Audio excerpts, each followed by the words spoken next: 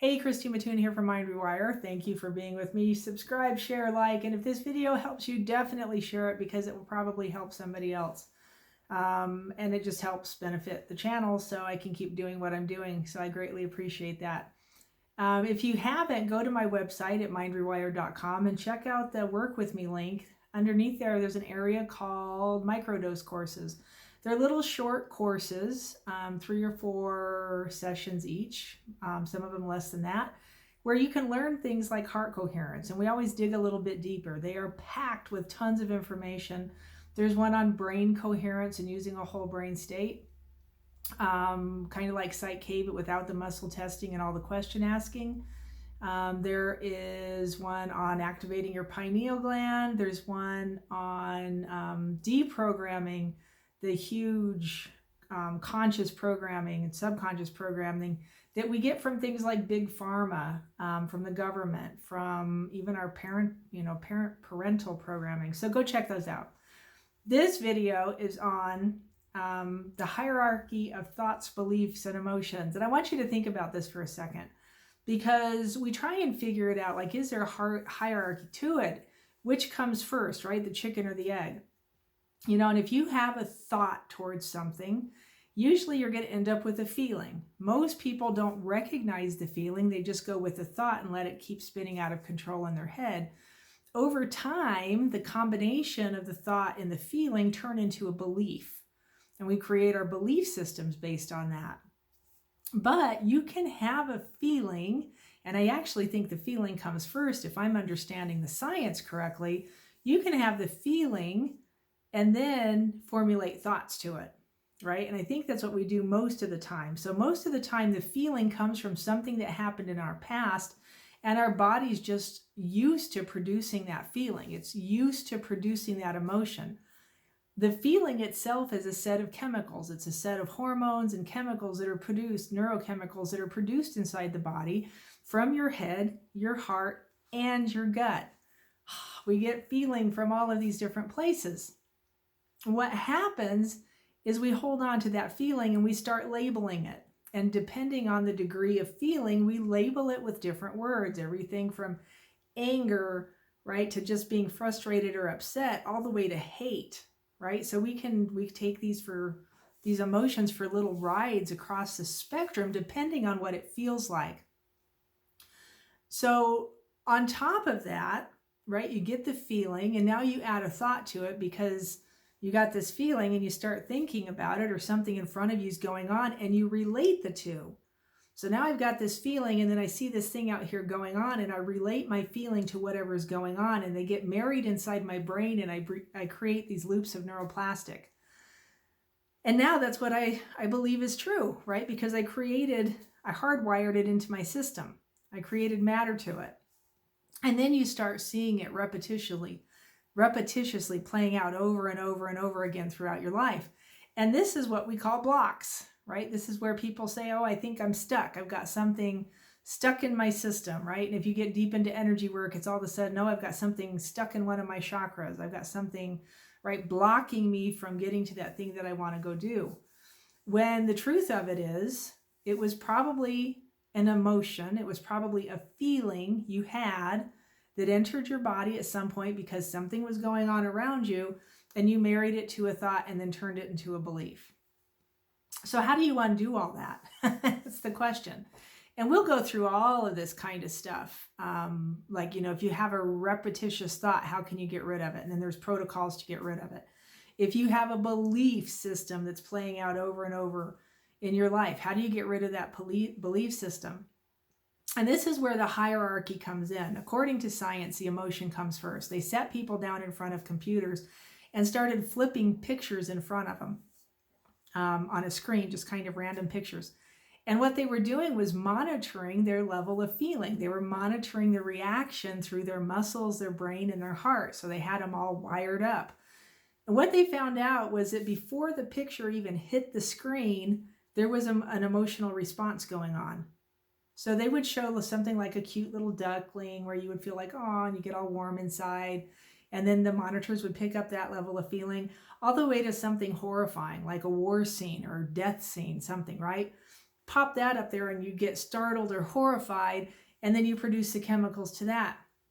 What they found out was that we're producing those chemicals seconds before we even see, and maybe milliseconds before we even see the actual photo, indicating that our energy field around us, right, the you that is you, goes beyond this meat suit that we're wearing. That energy field is picking up information. It picks up information from the field. Now, we're made out of the same atoms, electrons and neutrons and protons, that everything else is made out of. It's all interconnected. None of this is separate. None of it is separate. We are all interconnected.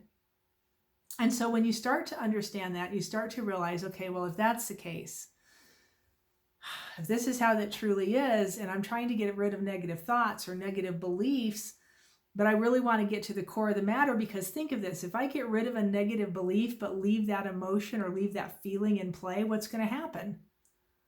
Probably not too long in the distant future, it's going to either reoccur or it's going to come back in a different form, right? We'll recreate it, and we'll also recreate thoughts to it too.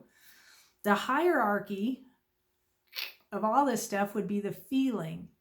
Can you alter your level of feeling? And then can you train yourself to stay in that higher level feeling? And now this is where we start talking about vibrations. Oh, just raise your vibration, right? We say that to each other, meaning us light workers. You might not have heard that. Maybe you have, I don't know. Maybe you don't know what it means. Here's what it means. The vibration is attached to the level of emotion. Your vibration is attached to your level of emotion. So if I'm feeling happy, on a scale of consciousness, happiness rates higher than, say, anger. Anger is a lower level emotion. Shame is one of the lowest levels of emotion, because it shame totally takes you out of the game of playing life, right? Anger is actually a higher level, lower emotion, because anger will start to give you energy to go do something, right? Righteous anger is a thing because it amps up your energy to take care of a problem. So anger is not always a bad thing, right? Anger in a very low level where you're just angry to be pissed off is never a good thing. But if it's righteous anger and there's a reason behind it and something you can do that perpetuates you forward, it's a good thing, right? So it ranks higher on the scale of consciousness. And you can look this up. The scale I'm talking about is David Hawkins' map of consciousness in his book, Power versus Force, or for Force versus Power. I'm not sure which way it goes. But anyway, you can look that up. So here's what I suggest is let's take care of the emotion first, by the feeling. And you can even do it without even knowing what the issue is. I keep getting this level of feeling. Well, if you weren't getting that level of feeling, what would you want to feel instead? I would want to feel like this. And usually people will say the opposite, or something like freedom. I just want to feel freedom. Well, what does freedom feel like? And then we have to take it into the system. So we have to get you into a state where your subconscious is open and you don't have to be hypnotized to do it. This is the easiest part of this. If we go through your spirit, if we go through your heart, we create a heart coherence and take this straight to your spirit, most people within seconds will end up in a state of peace. It's the first one that shows up, is this level of peace, and they're just like, whoa. Most people who haven't experienced this before will stop and go, I don't know what this is, but I don't feel that anymore.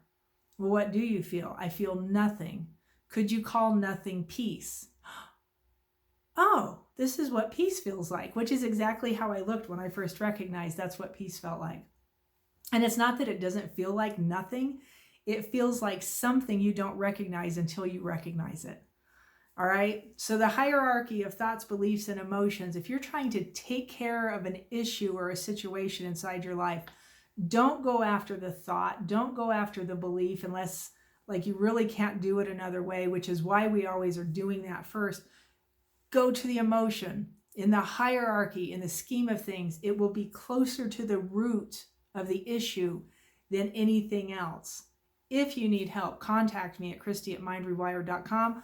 Or simply go over to my website, and there's a little button in the top right-hand corner. Yes, I did just look at my hand to figure out which side was right. There's a little button that says strategy session. Click that button and contact me. I'll give you 15 minutes and we can discuss it, and I can tell you what I think real quick. If this helps, share this video. Please like, subscribe. And go take a look at I think it's my Instagram. I got Facebook channel, all that stuff out there. We're supposed to let you know to go see all that stuff. But I want to bless you. And I'm going to teach you something really quick. Here's what I say when I'm blessing people now. I bless me. I bless you. So inside myself, I'm saying I bless me. And then I say out loud, I bless you. I bless you. So on the inhale, I'm blessing me. On the exhale, I'm blessing you. It's an interesting way to move the dial inside your own life. Play with that a little bit and see what it does for you. All right, we'll talk to you again soon.